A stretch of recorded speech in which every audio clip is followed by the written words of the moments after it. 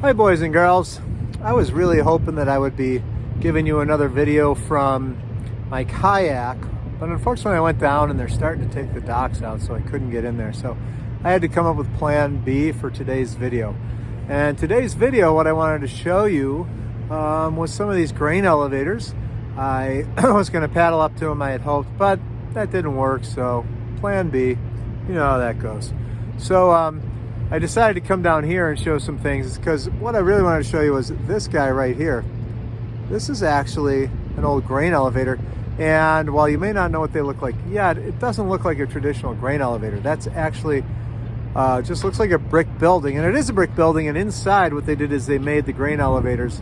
They were basically metal tins that they would put the grain in. But what they found is that the metal, you'd get condensation and that would get the grain wet.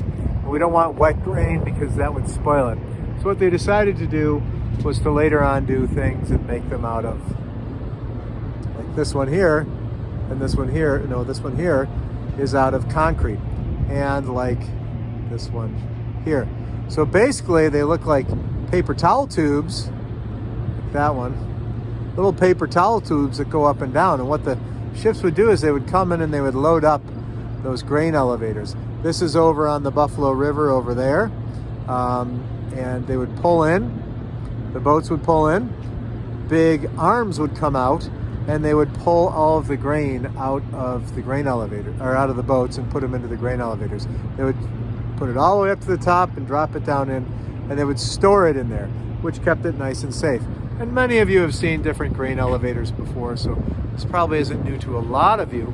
But if we look on this side, there are still actually working grain elevators here in Buffalo. I'm not on the Buffalo River, I'm on a little outlet of the Buffalo River. But if we look right, let me just bend that a little bit. There we go. If we look right here, see that's a grain elevator right there. This one's still working. I drove by here the other day and they were actually unloading stuff. So those that place called Silo City, which is somebody bought a bunch of abandoned grain elevators.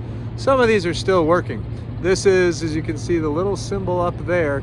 This is the General Mills plant, and this is actually where they make the Cheerios.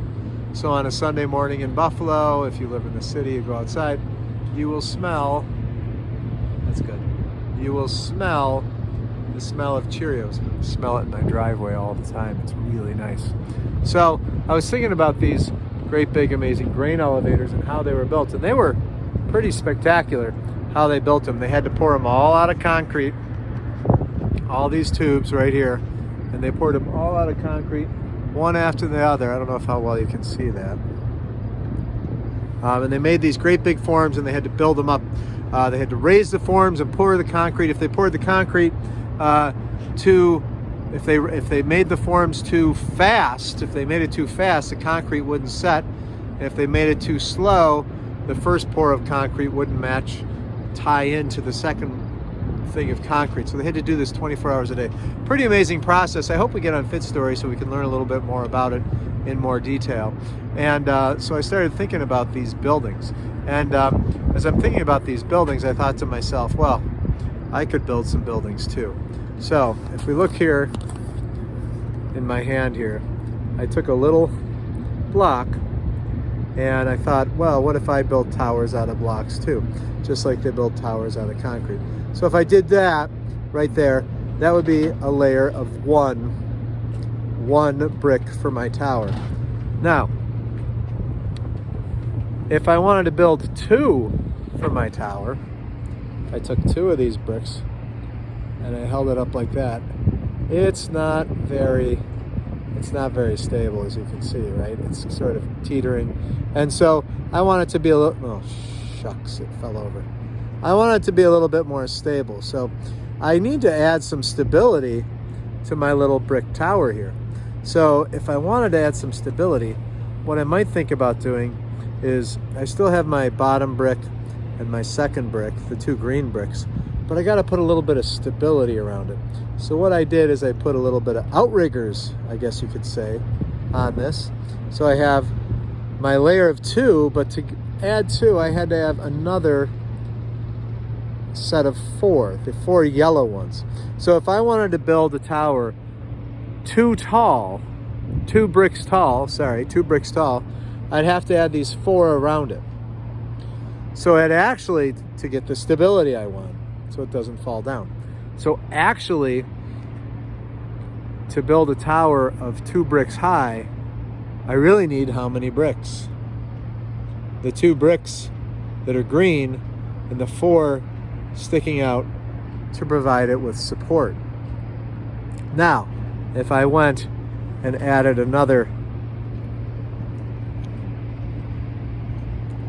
brick to the top of this, so I have a tower that's 3 tall, I'm gonna have to add another brick to the outside of this one, like that, to the outside of that one, the outside of that one. So really now, my tower that is 3 bricks tall becomes the 3 green plus 8, because I gotta add another yellow one to each side so it doesn't tip over. Okay, and as I keep going up and up and up, I'm gonna have to I'll keep adding greens to the top, but I'm also gonna keep adding yellows to the outside to provide that stability I need for my tower to stand tall, nice and tall and secure. So what you have to do is, and it's gonna be on the one in the Google Classroom, is I want you to tell me how many bricks it would take to build a tower that's 10 tall, okay? Think about it. This is 2 tall, 2 blocks tall, but it really takes me 6 blocks to build it to make sure I have that stability. And every time I add a layer, another green brick, sorry, every time I add another green brick, I have to add another set of those yellow bricks to the outside here to keep it stable. So this one is 2, takes a total of 6 blocks. Now, as you're figuring this out, you're probably going to want to do some things like organize lists, or you might even want to get some blocks yourself from your house and sort of play with this and make them and record what you're finding as you're building your towers. But what I really want you to be looking for, is there a pattern you can find? Because really I want you to be able to find a pattern, because there's a pattern. You find the pattern, you should be able to, using that pattern, that math pattern, you should be able to tell me how many bricks it would take for 50, 100, any number, 60. If I said I want 63 tall, using your math pattern, you should be able to find, like this, how many bricks it would take to build, or how many blocks it would take to build something that tall. So again, it's going to be on your 8:45. It'll be put on under the Wednesday, under the math journal. Our building grain elevators? I guess it's building grain elevators. Little towers of grain elevators. So look at that. And again, look for the pattern. That's the math thinking I want you to be doing, is to find the pattern. All right, that's it. We'll talk at 10:30. It's a rainy day, right? I think they said rain. Who knows? Forecast might be for rain. We'll see. Anyways, have fun building those grain elevators. See you at 10:30.